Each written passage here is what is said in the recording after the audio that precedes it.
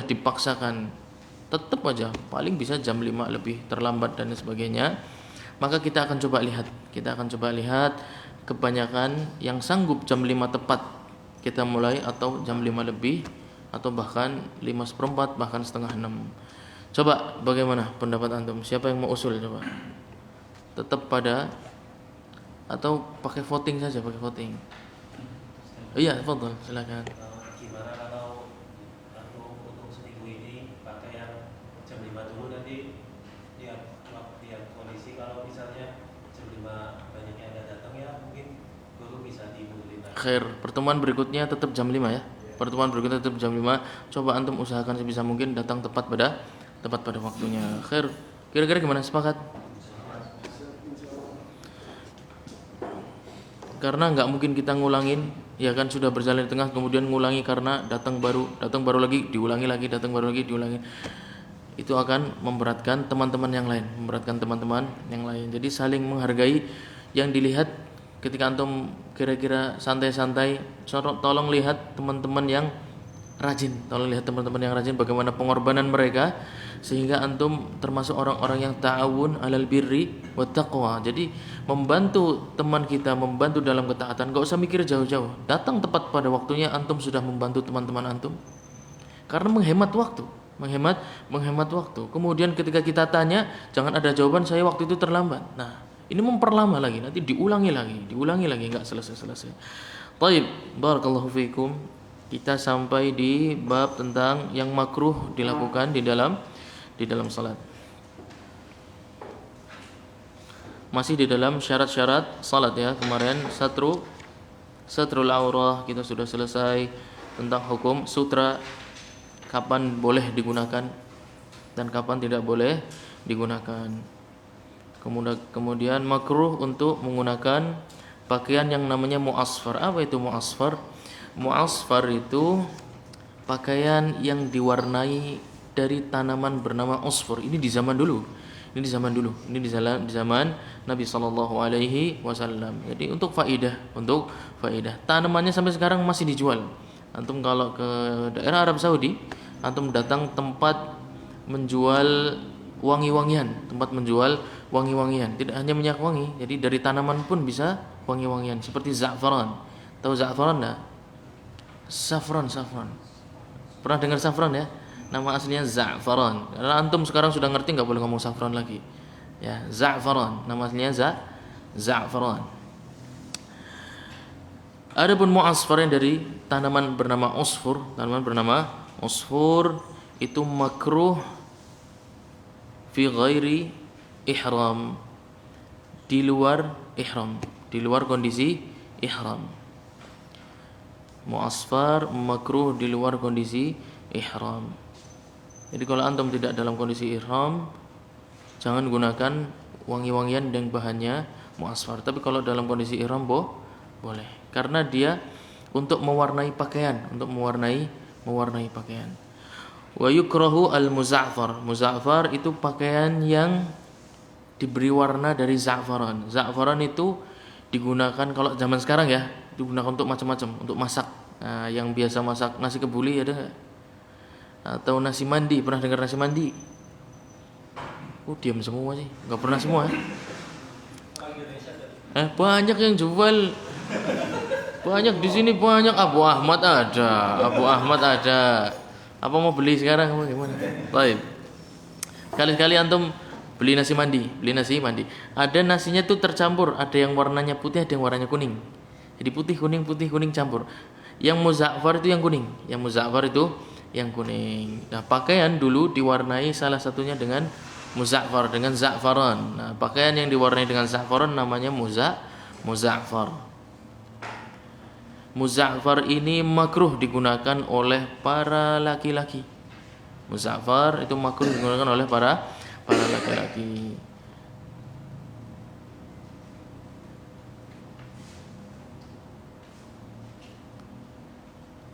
Dan haram digunakan oleh laki-laki dan oleh perempuan ketika ihram. Ketika ihram muza'far ini tidak boleh, tidak laki-laki, enggak perempuan, enggak boleh. Adapun di luar ihram maka makruh untuk laki-laki saja, untuk laki-laki saja. Sekarang nggak ada pakaian dari Muzaffar ya kan, sudah tekstil semua ya. Ya siapa tahu zaman berubah, Indonesia dan Arab Saudi bersatu misalnya jadi satu negara kan, Uni Arab Indonesia UAI. Nah, jadi UAI, antum ke sana, sana ke sini. Orang Indonesia kan senangnya piknik, orang Saudi senang piknik ke Indonesia kan. Wow, karena bersatu kan nggak ada visa karena satu negara ya kan. Langsung aja mereka naik kapal main ke Indonesia gitu. Lah antum juga pengen main ke Arab Saudi Nah, kondisi kemudian tiba-tiba yang namanya mesin-mesin itu nggak bisa bekerja. Mungkin nggak ya kan, bahan bakar habis dan lain sebagainya, listrik mati. Kemudian listrik nggak bisa digunakan lagi. Akhirnya kembali ke zaman dulu, nggak ada listrik, nggak ada yang namanya pewarna tekstil karena nggak ada mesin buat mengerjakannya, nggak ada mesin. Akhirnya kembali ke zaman awal. Kondisi seperti itu mungkin terjadi nggak? Mungkin aja. Jadi nggak ada salahnya untuk belajar tentang muzaffar, tapi syariat haji tetap wajib nggak dalam kondisi seperti itu?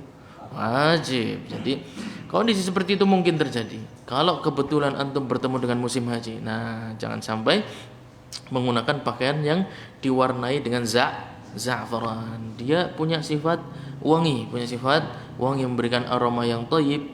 Kemudian warna yang juga bagus. Warnanya apa? Za'faran warnanya apa? Bunganya itu kan dari bunga ya, dari putik bunga. Namanya bunga apa sih itu sih ya?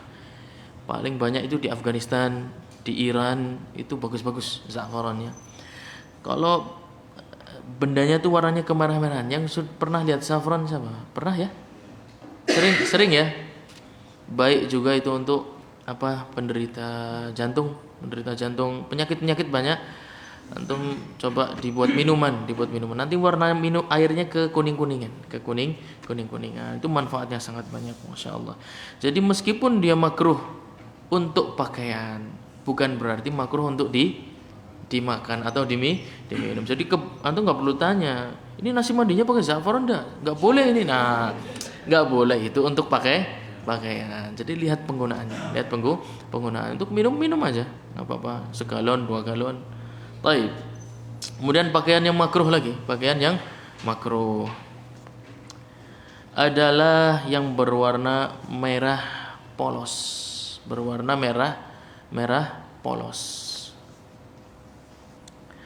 al-ahmarul khalis. Segala jenis pakaian, mau itu selendang, mau itu apa saja ya. Shimag, kalau orang Arab pakai shimag ya kan. Apa namanya ya? Bahasa Indonesianya apa? Yang orang Arab pakai itulah shimag. Biasanya para masyayikh, antum melihat syekh di YouTube tuh pakai penutup kepala. Warnanya merah putih. Sorban ya. Pakai sorban berwarna merah putih ya enggak? Itu kalau merah semua enggak boleh. Kalau merah semua enggak boleh. Makruh. Kemudian sah salatnya enggak? Salatnya tetap sah, hukumnya makruh. Oleh karena itu bahaya ketika kita, ini anak cerita pengalaman pribadi. Punya kawan di Unaizah. Ketika itu dia jadi ustadz pengajar untuk seluruh orang Indonesia yang berada di Unaizah.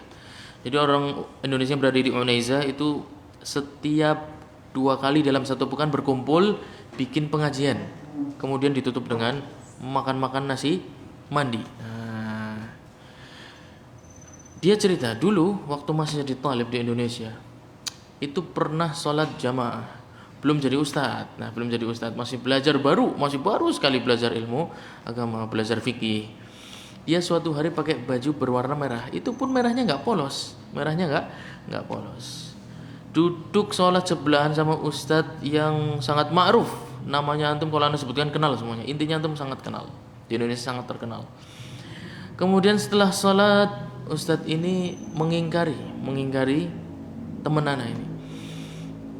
Pertanyaan seperti ini, apa kamu nggak tahu sunnah? Pertanyaan seperti itu, apakah kamu nggak tahu sunnah? Seperti itu. Teman saya bingung ditanya karena belum tahu hukum-hukumnya. Anak katakan berbahaya. Kenapa? Karena seakan-akan perkara yang hukumnya padahal para ulama mengatakan makruh itu dipadu-padankan dengan sesuatu yang berkaitan dengan sunnah dan bid'ah. Ini perkara yang jauh sekali. Sunnah dan bid'ah itu dulu pertama kali muncul itu berkaitan dengan masalah akidah. Masalah akidah. Oleh karena itu banyak ulama yang menggunakan kalimat sunnah. Ulama salaf. Pertama kali muncul istilah-istilah sunnah digemborkan oleh para ulama itu permasalahan akidah. Permasalahan akidah. Munculnya akidah Khawarij. Munculnya akidah Syiah. Oleh karena muncul dinamakan ahlu sunnah wal jamaah. Itu muncul untuk mengcounter atau melawan pemikiran-pemikiran menyimpang yang bernama Khawarij dan Syiah. Kemudian dibawa oleh beberapa talibul ilmi anak katakan, karena mereka bukan masyayikh sama sekali, keilmuannya sangat terbatas, sanad keilmuannya tidak ada. Para ulama zaman dahulu, zaman salaf sangat memperhatikan sanad keilmuan. Bukankah antum diperintah untuk melihat siapa guru antum? Benar tak? Iya. Kalau antum belajar kemanapun Ustaz salaf akan mengatakan perhatikan siapa guru antum. Iya enggak? Antum harus tanya balik, kalau begitu siapa guru antum Ustaz? Tanya.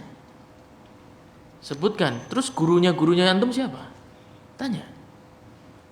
Kalau dia bisa menyebutkan semua berarti antum sampaikan, berarti antum sudah bermadhab dengan madhab guru antum, wahai ustazi. Antum sudah bermadhab dengan madhab guru antum. Yang kenyataannya bahkan gurunya saja kutub. Gurunya kutub. Dia tidak punya guru. Banyak sekali para ustaz sekarang itu mengaku ahlus sunnah wal jamaah, mengaku salafi, cara belajarnya sama sekali jauh dari para ulama salaf. Tidak punya guru. Kalaupun punya nggak tahu namanya siapa. Nah, terus kenapa Anda merintahkan saya memperhatikan siapa gurunya? Ini kenyataan terjadi dalam masyarakat kita. Taib, kembali lagi. Intinya dalam mengambil hukum kita harus memperhatikan pendapat para ulama salaf. Itulah salafi. Dalam mengambil hukum harus mengambil pendapat ulama salaf. Dalam mazhab Hanabilah berarti sandaran kita ulama salaf kita siapa? Imam. Selesai. Sanad keilmuan antum jelas. Perkara benar dan salah al-haqqu itu milik Allah Subhanahu wa taala. Khilaf terjadi dari zaman para sahabat. Antum sudah tahu lah pembahasan ini sudah sangat lama ana bahas di kajian di radio sahabat. Dari zaman para sahabat khilaf sudah terjadi. Yang tahu yang benar yang salah kira-kira ulama salaf yang dekat sekali jaraknya dengan para sahabat atau antum yang jaraknya 1000 tahun dari mereka, 1000 tahun lebih. Tentu kebenaran lebih dekat kepada mereka. Kenapa kita bersusah payah harus berijtihad sendiri, kembali ke Quran Sunnah, ambil sendiri hukumnya? Beresiko. Kalau salah, kalau benar ya, kalau salah gimana? Ya kan? Taib. Pakaian yang berwarna merah polos. Kemudian pasti merah ada derajatnya, ya enggak? Ada yang pink, ya enggak? Ada yang merahnya marun. Coba. Yang mana? Maka kembalikan ke uruf. Ketika masyarakat melihat ini warna merah, maka termasuk dalam hadis tersebut. Kalau masyarakat mengatakan merah muda berarti bukan merah, itu adalah pink. Itu adalah warna pink. Marun pun punya kelompok sendiri. Jadi betul-betul yang merah kelompok benar-benar merah yang semua orang kalau ngomong cuma satu, merah. Enggak akan ngomong merah ini merah ketuaan, merah kemudaan. Nah, berarti bukan. Yang dimaksud adalah betul-betul warna merah. Jadi antum silahkan tanya kepada ya orang-orang ketika melihat ini merah atau bukan. Umumnya orang akan mengatakan dengan jelas, oh ini merah, bukan merah muda, bukan merah tua, bukan merah kebiru-biruan, merah kekuning-kuningan dan lain sebagainya. Jadi jelas warna merah yang disepakati oleh urf suatu masyarakat dan polos. Ada garisnya satu saja, maka sudah lepas dari larangan hadis tersebut. Para ulama dalam masalah muamalah, pakaian dan lain sebagainya, ingin memberikan keringanan sebanyak mungkin. Bukan mengharamkan sebanyak-banyaknya ya. Ini mentalnya para ulama. Kalau bisa umat ini diberikan keringanan sebanyak-banyaknya. Rahmah. Nabi kita sallallahu alaihi wasallam Nabiul Rahmah. Nabiur Rahmah. Ketika Abu Bakar permasalahan isbal saja, As-Siddiq radhiyallahu anhu, celananya itu selalu melorot. Kira-kira antum perhatikan hadisnya. Antum pernah baca hadisnya enggak? Tentang itu pernah? Coba cek lagi. Itu yang mengingkari Nabi apa Abu Bakar mendatangi Nabi terus mengeluhkan celananya? Antum lihat. Terus kemudian antum lihat di zaman kita.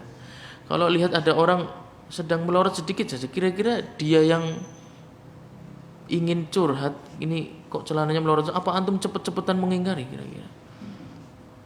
Celananya tembe sedelat, tembe melorot sedelat is. Ya kan, sabar. Oleh karena itu, selama antum bisa memberikan rukhsah untuk umat, berikan sebanyak mungkin. Biarkan umat ini mendapatkan rahmah dari syariat Islam. Ya, oleh karena itu kembalilah kepada pemahaman para ulama salaf. Jangan bikin hukum sendiri. Sangat beresiko. Taib. Kemudian makruh yang berikutnya. Berjalan dengan satu sandal. Baik di dalam menuju tempat salat ataupun dalam kondisi selain tersebut. Mutlak. Berjalan dengan satu sandal makruh hukumnya. Makruh berikutnya, pakaian yang berada di atas setengah betis, ya, di atasnya. Jadi maksimal pakaian kita diangkat itu setengah betis. Lebih dari itu maka hukumnya makruh. Kenapa? Karena pakaian di atas setengah betis sangat dekat dengan kashful aurah, khususnya ketika seseorang sedang salat. Ketika rukuk pakaian belakangnya naik enggak kira-kira? Taib. Kalau setengah betis itu karena ada hadis khusus yang menjelaskan masalah tersebut. Ketika datang seorang sahabat melintas di hadapan Nabi sallallahu alaihi wasallam, Nabi sallallahu alaihi wasallam merintahkan untuk menaikkan sarungnya sampai setengah betis, maksimal sampai setengah betis, tidak menyuruh sampai di atas setengah betis. Oleh karena itu, yang wajib kita lakukan menaikkan di atas mata kaki, yang sunnah sampai setengah betis, yang makruh di atas setengah betis, sampai di atas lutut menjadi haram. Jelas ya? Coba siapa yang ngulangin? Ada yang ngulangin ya? Kira-kira. Jadi antum kalau melihat orang langsung faham, oh ya ini sampai di makruh saja, ya kan? Ngobrolnya berarti nggak perlu galak-galak. Ya, salaf itu harus penuh dengan rahmah, kasih sayang. Thayyib, antum terlalu tinggi. Coba diturunkan sedikit, khawatirnya ketika ruku naik, sujud juga, Thayyib. Au tahta ka'bihi bila hajatin. Thayyib. Celana sekarang atau sarung atau pakaian di bawah mata kaki makruh ketika tidak ada keperluan. Kita akan membahas itu insyaallah. Thayyib. Jadi masalah pakaian di bawah mata kaki ada tiga hukum. Ini yang bicara bukan ana ya. Ana enggak ngarang. Ini ana ambil dari kitabnya ulama Hanabilah. Jadi antum jare kae ndak, ini bukan jare ana ya. Ana ora jare-jare. Ya. Ana ambil dari kitab ulama Hanabilah yang mana mazhab berusia 1400 tahun. 1400 tahun atau enggak lah. Berarti 1000 tahun, 1200, 1000, ya 1000-an lah. 1000-an enggak 1400 tahun, 1000-an. 1000 tahun mazhabnya sudah berjalan sampai bertemu dengan kita, dijaga oleh para ulama. Kemarin kita bahas di pertemuan yang telah lalu tentang khuyala. Ingat enggak tentang khuyala? Ya enggak? Khuyala itu ingin menunjukkan tingginya kedudukan antum, ingin menunjukkan sesuatu yang lebih dalam diri antum. Sedikit ada makna kesombongan. Ini menunjukkan bahwa antum lebih daripada yang lain, baik dari segi ilmu, segi kedudukan, status sosial, harta dan lain sebagainya. Khuyala melebihi dari batas urf atau wajarnya umat manusia. Wajarnya orang muslim pakai peci ukuran segini, yaitu ukuran 8 sampai 9, ya kan? Ukuran tinggi 8 sampai 9. Nah, ini pakainya tinggi yang 15. Nah, Untuk menunjukkan apa? Menunjukkan identitas bahwa dia adalah seorang tokoh organisasi tertentu. Nah, namanya khuyala. Antum ingin menunjukkan saya ini lebih dari Anda. Sama. Apapun, baik jenis pakaian apapun yang tidak wajar, tidak wajar. Misalnya pakai apa lagi? Apa aja lah, antum carilah. Ya, antum cari sendiri ya. Semua pakaian yang tidak wajar, masyarakat tidak menggunakannya. Cuma orang-orang tertentu, pahamilah di sana khuyala. Di sana khuyala. Iya, macam-macam. Karena ada niat ingin menunjukkan sesuatu, Oleh karena itu para sahabat ketika masuk ke dalam suatu bangsa non Arab, mereka berusaha semaksimal mungkin berpakaian dengan pakaian bangsa tersebut. Takut menunjukkan sesuatu nanti masyarakat pada wah itu sahabat Nabi. Ya. Mereka takut timbul kesombongan, timbul tinggi hati, merasa lebih daripada yang lain. Padahal kesombongan sedikit pun menyebabkan seseorang terlarang masuk ke dalam surganya Allah Subhanahu wa taala. Oleh karena itu berbahaya.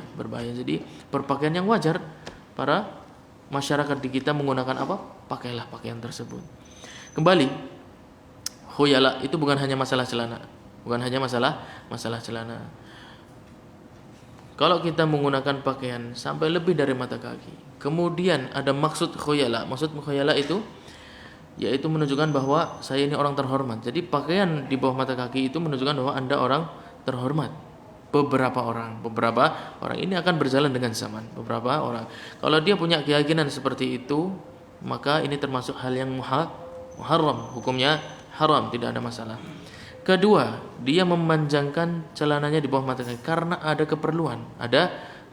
Misalnya di kakinya ada sesuatu cacat yang dia tidak ingin dilihat oleh orang lain. Malu kalau terlihat oleh orang lain, maka dia boleh untuk menutupinya. Jangan antum larang, itu apa? Isbal kamu nggak tahu sunnah ya? Angkat itu celana kamu. Nah, jangan seperti itu. Kadang ada keperluan. Contoh keperluan lagi, antum ganti celana. Kira-kira celananya dinaikkan ke atas apa diturunkan ke bawah? Thayyib, lebih mata kaki enggak? Keperluan bukan? Kalau antum mutlak mengharamkan tanpa kembali ke ilmunya para ulama, wah, seluruh dunia ini kaum muslim melakukan hal yang haram. Ya kan? Karena ganti celana. Perkaranya ganti celana. Waliyadzubillah, masuk neraka gara-gara ganti celana. Enggak mungkin. Auzubillah. Kebutuhan. Ganti sarung bisa aja sih ke atas ya. Seringnya kita ganti sarung ke atas. Tapi dalemannya ke atas juga apa ke bawah? Thayyib. Jadi ada keperluan hajat manusia yang enggak bisa digantikan kecuali dengan menurunkan pakaian di bawah mata kaki. Oleh karena itu jangan galak-galak. Perhatikan, apakah dia ada keperluan di sana? Ada keperluan. Kalau memang ada keperluan, maka kita harus memberikan rukhsah. Boleh. Jika ada keperluan maka boleh. Thayyib. Yang terakhir, menurunkan celana atau pakaian atau sarung di bawah mata kaki.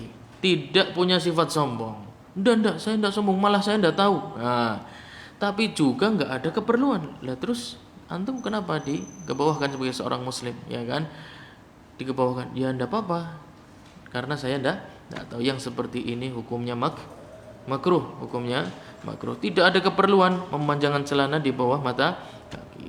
Enggak ada yang perlu ditutupi, enggak ada yang perlu dilindungi. Misalnya sakit, kalau kena debu bisa semakin parah, ya kan? Ada luka-luka yang sama sekali tidak boleh kena kotoran, maka celananya diturunkan, dipanjangkan untuk menutupi lukanya. Yang seperti ini tentu boleh. Nah, ini enggak ada keperluan seperti itu, tapi juga enggak punya sifat khuyala.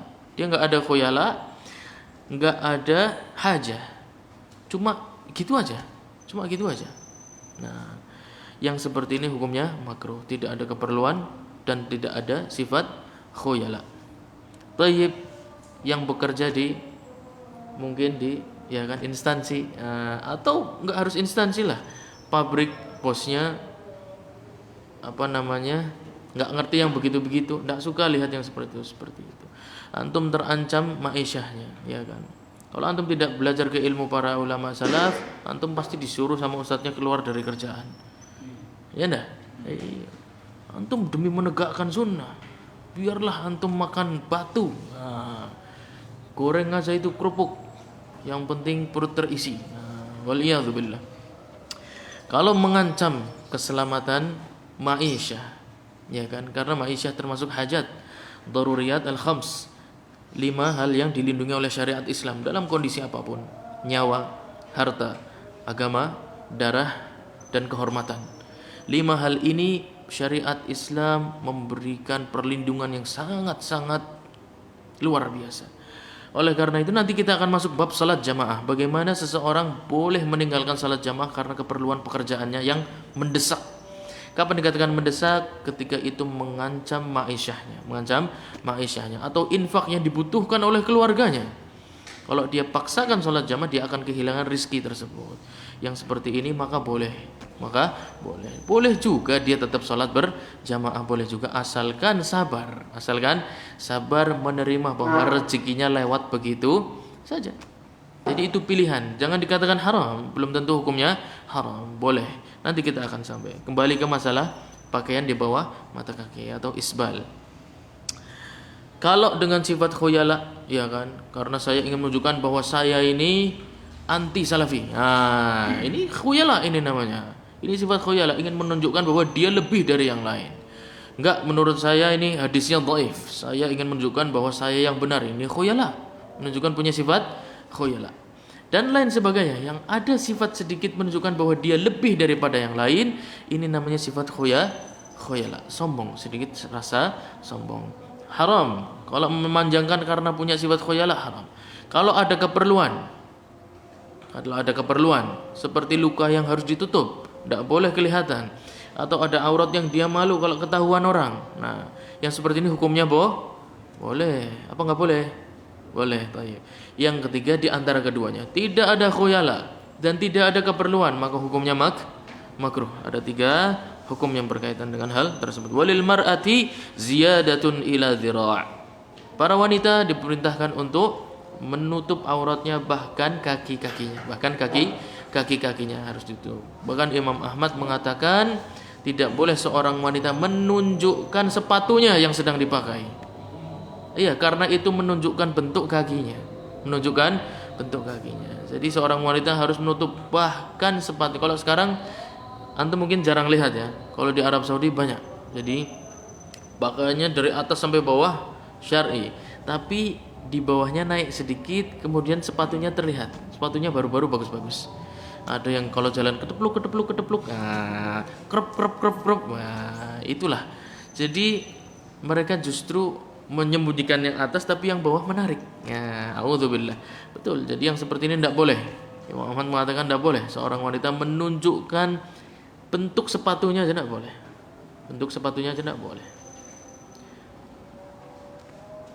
Jadi seorang wanita harus menutup pakaiannya lebih dari panjang tubuhnya. Sederhananya pakaiannya apa? Nelengser. Nah, antum boleh pakai nelengser, deprok, delawer, terserah istilah antum. Karena yang penting maknanya. Iya. Al-ibratu bil ma'ani wa laisa bil mabani. Yang kita lihat adalah makna aslinya, bukan bentuknya. Bentuk maksudnya adalah kata-kata. Antum mau kasih nama apapun dengan bahasa Inggris, bahasa Indonesia, bahasa Arab, sama saja. Ini pakainya dilebihkan maksimal dhira'. Dhira' itu 2 shibr. Ini shibr. Dhira' ini kira-kira 2 shibr. Shibr bahasa Tegalnya Pak? Pada pinter antum. Berarti maksimal rongkilan.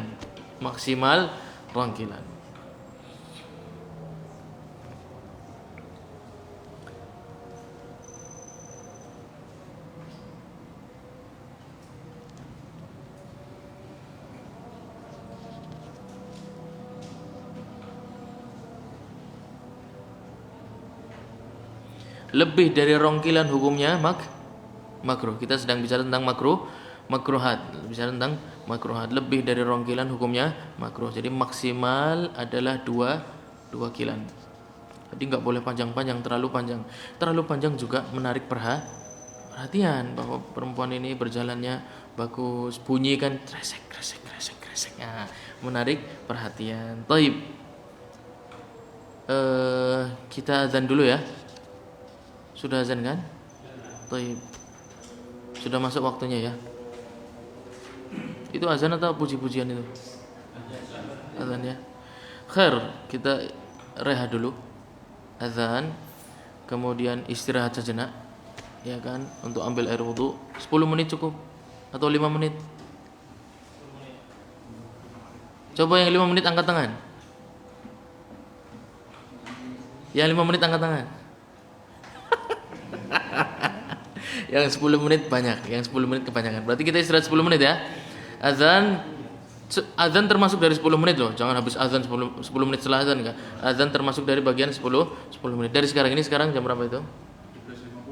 12.50. Baik, 50 berarti pas. Baik, jam 6 pas. Baik, wassallallahu ala nabiyyina Muhammad wa ala alihi wa sahbihi wasallam.